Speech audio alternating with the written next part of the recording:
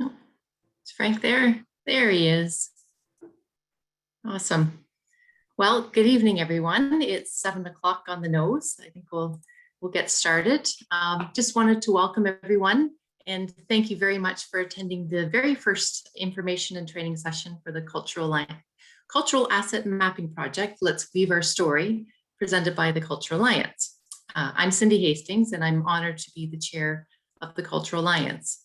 And in case you're not familiar with our organization, the Cultural Alliance is a committee of 5 councils from the communities of Midland, Penetanguishene, Bosley First Nations, Tiny and Tay, and we celebrate, foster, promote, and leverage cultural resources in the heart of Georgian Bay. And just to sneak in a shameless plug, just to stay informed about all our excellent projects, please register for a newsletter through the website where you registered for this session. This Cultural Alliance initiative was made possible by a generous grant from the Ontario Trillium Foundation. And with this grant, we were able to hire Stantec to create the map and lay the foundation for what will become an ongoing and evolving project. It should be mentioned that we hadn't planned on introducing the map this way. We were hoping that your first exposure to the project will be through community celebrations in each of the 5 communities. But we'll monitor the evolving COVID situation and protocols, and we hope that we can still present this project to more residents in an actual in-person presentation. So stay tuned.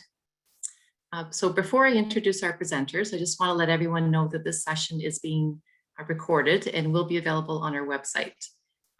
We want you to we'll address your questions at the end of the presentation.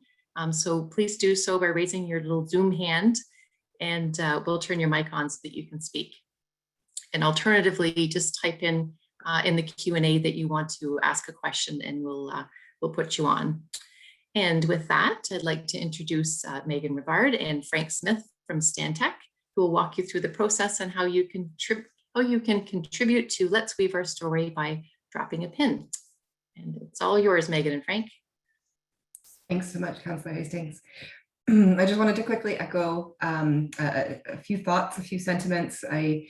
Both Frank and I and our whole team would much rather be doing this in person, perhaps over a hot cup of coffee or some sort of delicious snack. But instead, we're here and really looking to reach out and help everyone who has any questions whatsoever in this kind of online world in which we exist at the moment. So Frank and I are both cultural heritage specialists with Stantec Consulting.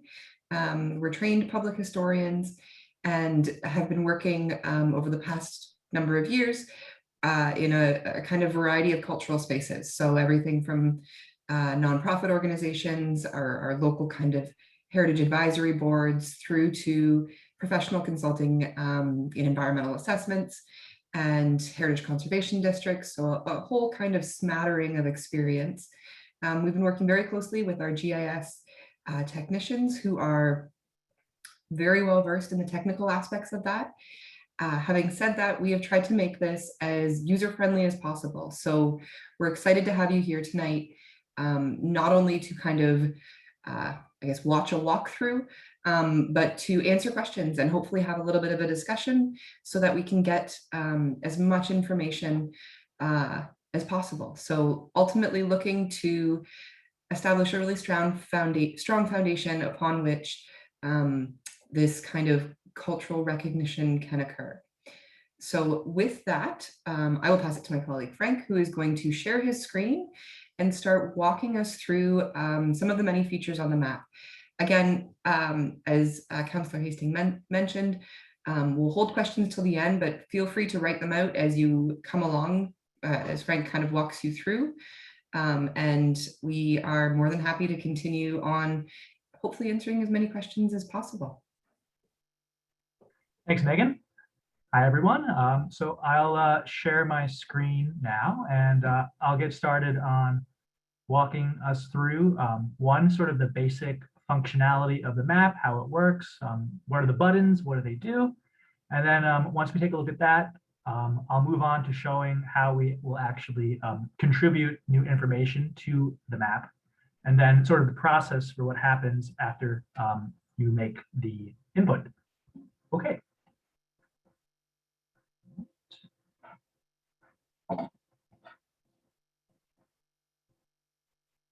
Has my screen shut up? Yep, it's good, Frank. Excellent. Okay.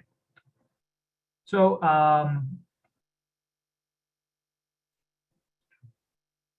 there we go. Okay, now I can see.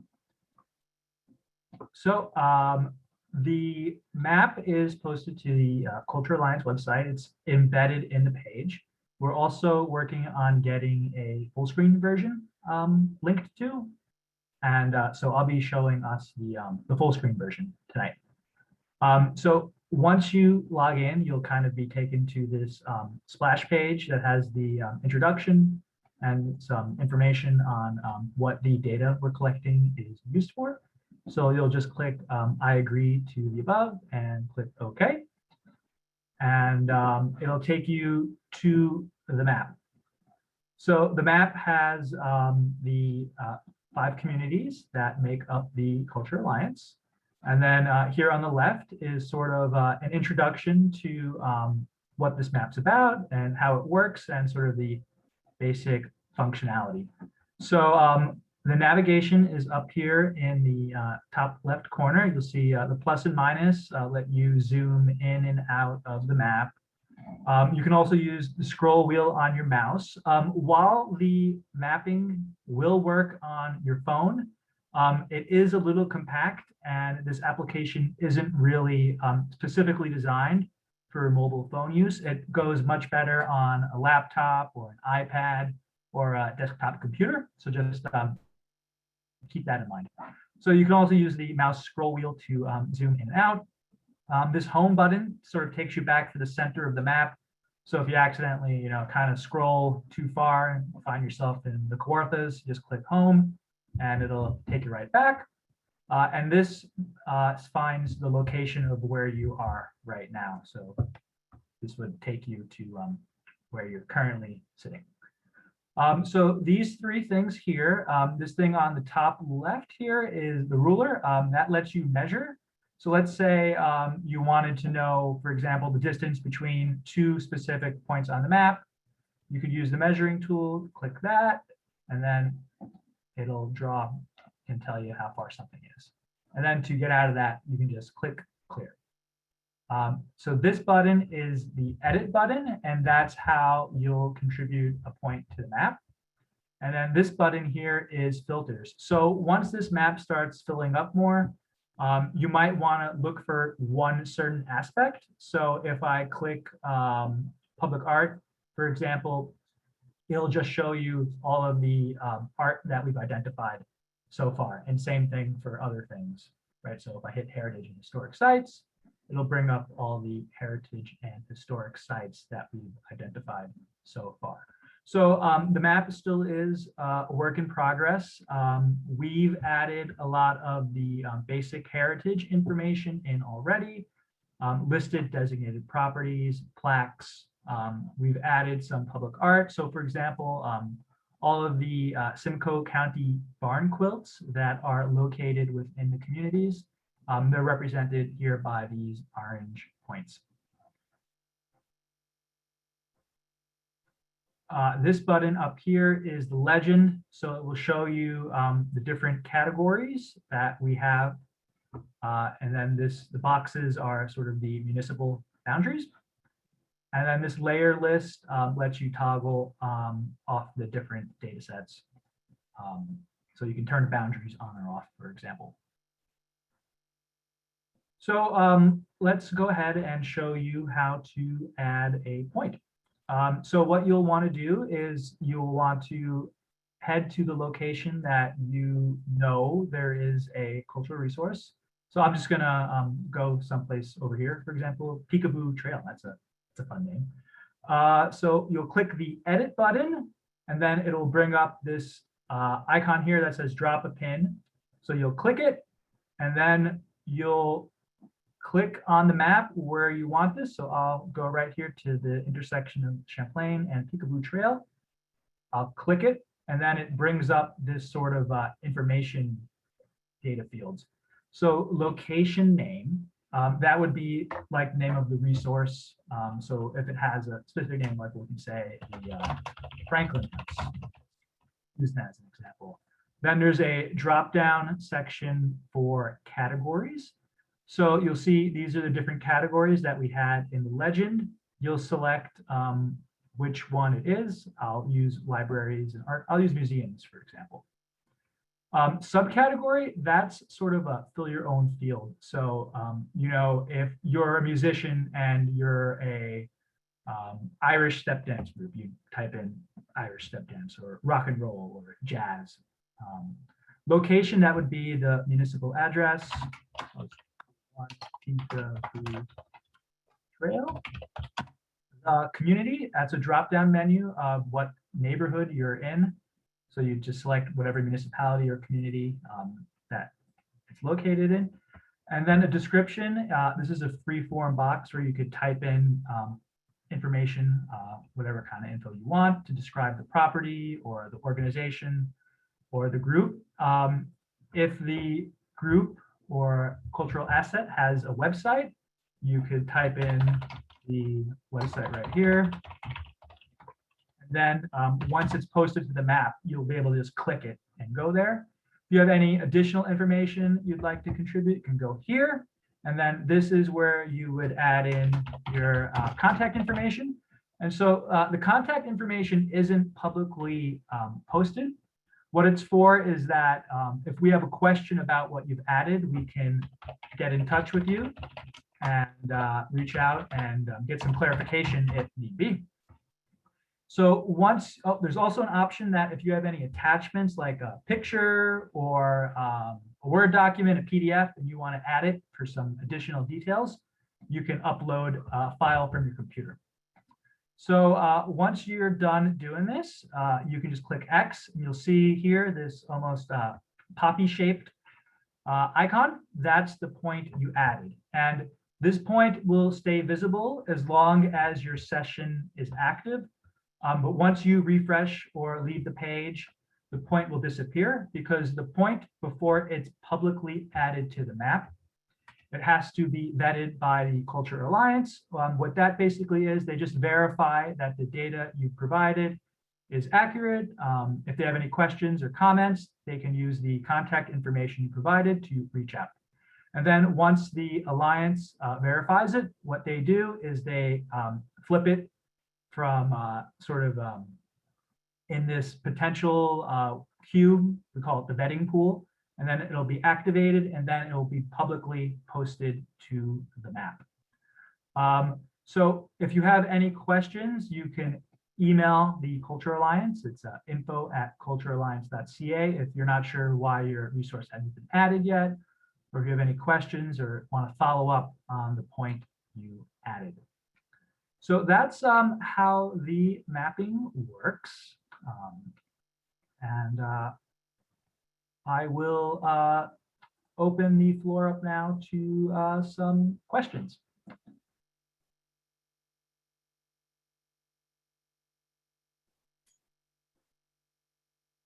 Thanks, Frank.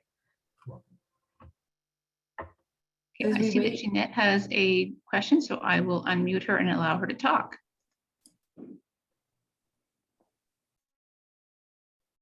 Hi, everyone. Can you hear me? Yes, hi. Super interesting. Can you tell me how many words can go into the description box when we start the pin? Great question. So right now we have no character limit set.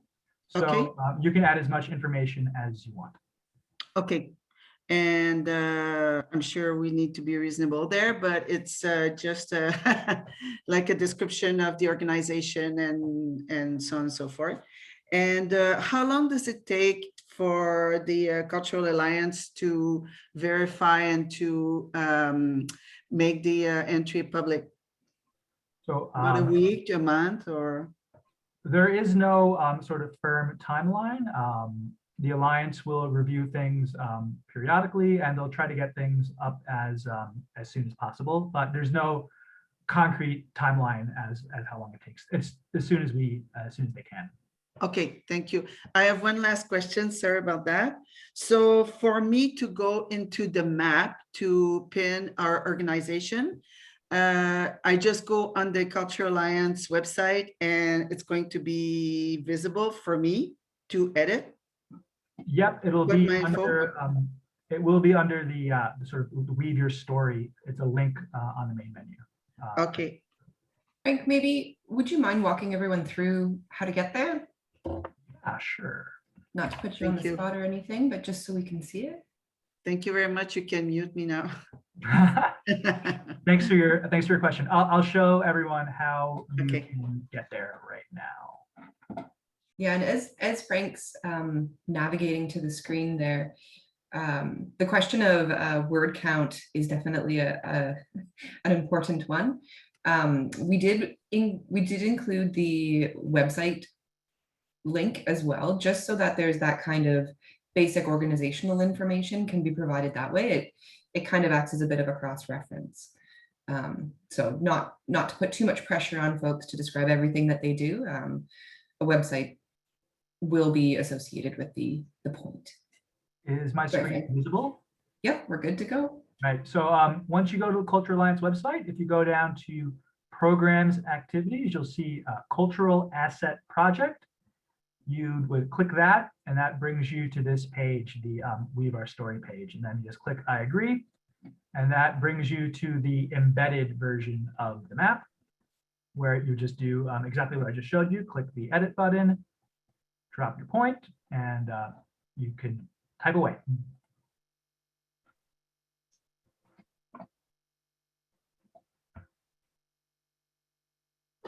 Okay.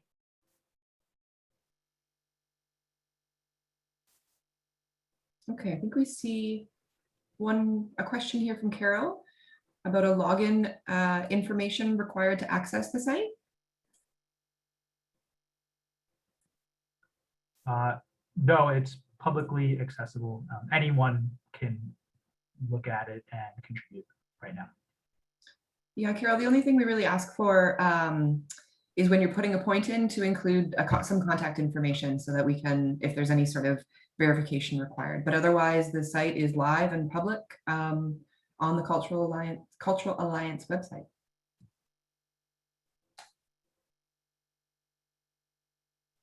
I'm looking at all the spots to see where questions might be.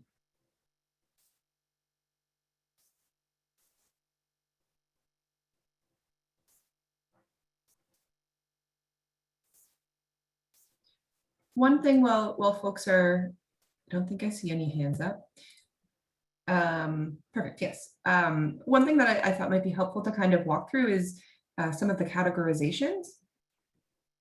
So when you go to that map, you'll see a kind of drop down list of categories. So the focus at this point is trying to get in, for us, was the kind of built heritage resources and cultural heritage landscapes. So things that are readily identifiable. And I think as Frank covered, we've got the listed and designated properties mapped out, as well as the quilts and the trails as well, I think are live now. And from there are a number of other categories, really working closely with the Cultural Alliance, kind of coming up with a bit of a dream list of things that might be included. And some are a little bit, maybe a little bit outside of the box, but certainly part of the cultural community. So things like not limiting it to, the physical form necessarily. So while there might be a point of reference on the map somewhere to an organization that might be more widespread. So we've also looked to include things like folklore and stories.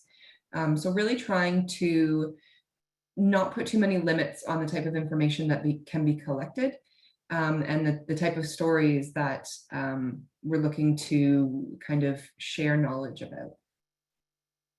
So there's a wide range of categories. Our focus was just getting on some of the more, I guess from our perspective, the more identifiable places, and then letting you folks as the community share your stories and share places that are important to you as well.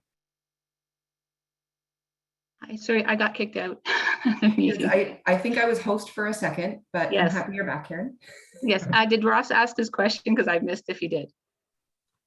No, we haven't heard Ross's question. Okay, I will allow Ross to speak now. So Ross should be able to speak. Thanks.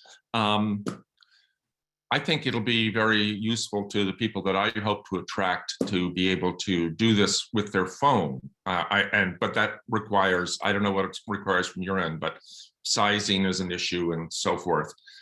Is that in the works? Right now, due to the limitations of the sort of software interface we're using, it's difficult. We don't have a phone version in the works yet. You can use it on your phone. It won't be the best experience. So for that reason, that's why we're recommending do it on a tablet or a computer. It will certainly work on the phone. It's just going to be a little compact, especially if you have a smaller phone. Yeah. I'm just thinking about the the customers really. I mean, I can do it on a thing, but if they're on the road, coming to visit somewhere and they want to learn about it when they're in their car, they're going to be using their phone.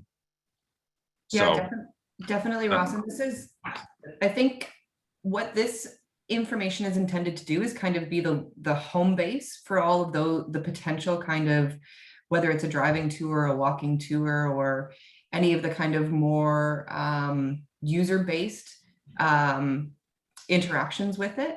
So it's not necessarily designed to be something that, you just pull out of your pocket and click a button and you have like 10 sites that are like that. It's more so an information kind of gathering exercise. And then the data that we're collecting as part of this, so all of those categories that Frank walked through, those can then be customized to do any sorts of kind of, whether it's the user experience, like you said, whether it's a tourist piece or folks coming to town for a festival, then it can kind of be broken out and the data can be relatively easily managed into whether it's that walking tour or the driving tour. But this is where the information lives, as opposed to, and I mean, it's certainly interactive and something that you can kind of toggle on and off to see what's where, but it's not necessarily designed as a kind of tour guide, but that's certainly very possible with the information that's being collected.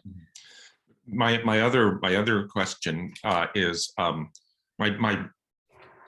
my business address is in town, is Midland, but the product that I'm going to promote is an art retreat on Georgian Bay. Is there a problem with that? I mean, they'll be dealing with me, anybody who wants to book it, in Midland, but when they go to experience it, it'll be involving a boat trip and so on. Yeah, definitely. I think in that case, you would put the location. I mean, you could really put two. We left as much flexibility into it as possible so that you could identify your kind of the location as the water. And so then, I can do that. I can just zoom out and find, and then, okay, I can put two locations down. Oh, great. Yep. Very good. And I'd make sure, this goes without saying, but just make sure you're linking the two, right? So they would have a consistent, whether it's website or. Right. They both refer to the same website. Yeah, that's perfect. Yeah, great. Thank you. You're welcome. Thanks. I noticed in the Q&A, we have two questions from Carol. Her first question is, you said that a login is required to access this site. Yes, you missed the answer to that, Karen. Okay, sorry. But I do see the next one there. It's worth repeating. No login is required. Public. And then, sorry, Karen. Oh, sorry, go ahead. If you want to read out Carol's next question. Yeah, so whether you need to be a registered business to use the site. No, that's kind of in some ways part of the purpose of the site. We're looking to collect information about all sorts of cultural activities, be those art, dance, built heritage, some intangible heritage, things like that. So by no means, Carol, what you would need to do is just provide your information. in whatever way that, that works for you, ideally an email address. But then any sort of way that you want to link in with your business, that would be wonderful. Doesn't need to be a business license. Now, as I say that, I mean, this is not necessarily designed to be a verified business promotion tool. It's more focused on the cultural aspect of what you do. So it's not required. There's no licensing required necessarily. I think that we would be through the vetting process, identifying any sort of, I'm thinking more to like food service, those type of things. But I think in the art realm, that's one of the categories that has been identified, and certainly would welcome your input there. That Fred has his hand up, so I will allow Fred to speak.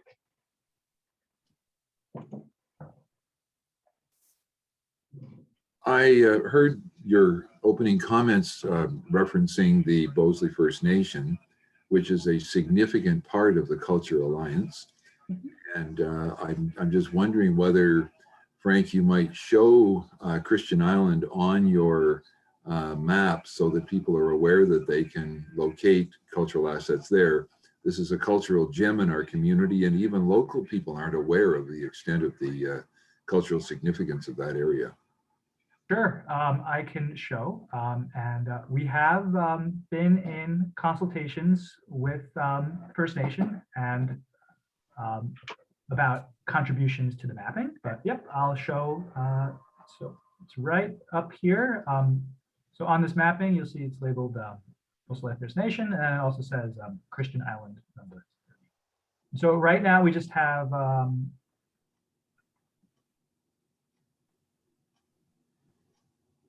the lighthouse, and we've got the fort. So yep, that's ready and open for people to make their contributions to. Yeah, and as Frank mentioned too, working with the members of the community in Beausoleil to kind of customize the type of information that they want presented. We did walk around. We did digitally tour with heritage committees and other community members as well, in walking through some of the places that they might find significant as well. So it's definitely a work in progress. We're excited to get material from across all 5 communities, and this is where I get a little mushy, but it's just the resources are endless, and we're very excited at the opportunity to work with the communities. And did you have another question? You must be gone. I see that Nicole has a question, so I will allow her to talk now. Hello, I'm just wondering if you have a site that would be under different categories. Do you pin that site separately or together? For example, I'm with the Penitentiary Museum, and right now I notice that it's under Heritage Building, because it is a heritage building, but I'd like it to be pinned as a museum. So are you pinning the same category? Are you pinning it twice, or how would you do that? That's a great question.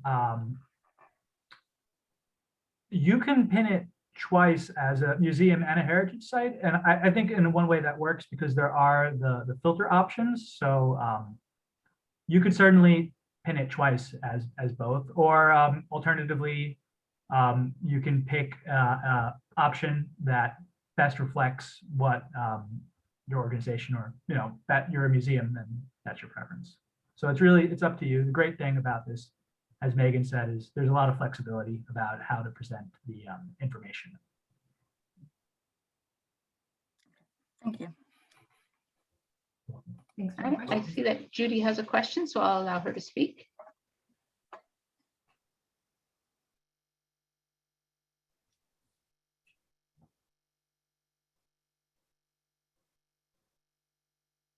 Unmute. Can you hear me now? Hi, Judy. Okay. We operate out of the rec center in Midland, and there's probably a few different pins that might go in that rec center. or is it okay to have multiple organizations within one location? Yes. That's going to work? Yeah, as many spots as you'd like can be added. That's the great thing about the map, similar to kind of Nicole's question. Yeah. It's perfectly fine to add multiple points to the same spot. Now, so going back to Nicole's question, that was going to be part of my question as well. We offer during regular times about 60 weekly programs, and 75% of them are cultural, but they're all different categories. They're, you know, music and music instruction and sport and art lessons and wood carving lessons. And so it would cover a lot of different categories, and one isn't sort of more important than the others. Mhm. So do we have to enter ourselves one time for every category, or can there be multiple? Can you make it so that some place can have the multiple categories? Yeah, this is definitely something, Judy, we considered in the context. I think one of our conversations focused on the context of, I mean, artists as well. So as part of your programs, you would have different facilitators or groups or members participate, things like that. So we did allow for the same location to be used multiple times. So that's one option. The use of subcategories, recognizing that that doesn't necessarily put, you know, a hierarchy of importance on the categories, but it would allow for you to identify as a rec center and then list the various programs. One of the challenges I think we encountered was very much like an organization like yours, where there is a lot of things happening in the same location, and trying to streamline information so that the public has access to it without, you know, 100 different points on the map. Mhm. So I think that's where we looked to the categories to kind of provide those community center type of organizations. And that's, I wonder if we have the categories handy. So then it would allow for, in the description, for you to describe, you know, the general overview of what you do, and then provide the link to your website where people would get more current information. One of the things that I think one of the questions alluded to this, but the challenge that we have is that the information needs to be current. So we're not looking for, you know, we don't want you to have to go and update 6 different points on a map if one of your programs changes. So we'd rather people come to this map to see, oh, this is where the community center is. Here's a connection to their website. Then they can kind of peruse through the programs that you offer there. Now, there is, and going back to what Frank said, there is flexibility in that. And I think certainly something we could take away for an organization like yours that have a lot of different programs running. But ideally, it kind of is structured under that kind of community organization tab, if you will. Mhm. Okay, thanks. Thanks for the question and feedback. Okay, there's another question in the Q&A box from Jeanette. She's asked how long this map will be available to the general public. Years? That's what she wrote. Forever. No. No. Indefinitely. Yeah. Yeah, indefinitely. And I think at this point, we're looking to kind of build the foundation. So we're early days, obviously. But ideally, this is a program that can continue on kind of in perpetuity. Not to dive into any sort of like sci-fi weird kind of spaces like that, but the whole goal is for this to stay current and for it to be relevant information to not only your community, but visitors that are coming in as well. So at this point, the database is set up, the map is running. So it's doesn't necessarily have an expiry date.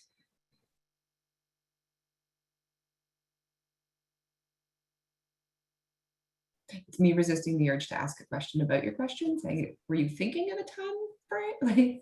But I'll leave that alone.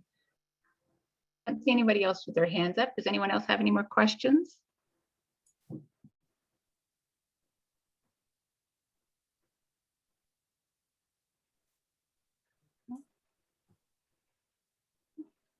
think you did a great job of explaining everything this evening. As we finished our other presentations too, both Frank and I, and our GIS colleague Dan as well, we're happy to answer any questions if anyone has any as well. I know the Cultural Alliance too. But if there's anything that comes up, we're happy to respond, adjust, and make this something that I think we can share the excitement with the community with. Yeah, absolutely. If anyone has any mapping specific questions, I've got an easy name. So my email is frank.smith@stantec.com. So feel free to reach out to me and I'll try to help you out as best as I can. Perfect. And we'll pass it to Karen. Are we passing it back to you? I'm not sure if Councillor Hastings is still with us. I'm sure she is. I'll just thank Megan and Frank for joining us this evening and for sharing this information with us. And yes, we remind the community that if they have questions, they can reach out to the Cultural Alliance or either yourselves. And we thank everyone for taking time this evening to join us. And we look forward to seeing you start to populate the map with all the pins. Thanks, everyone. Take care. Thank you very much, everyone.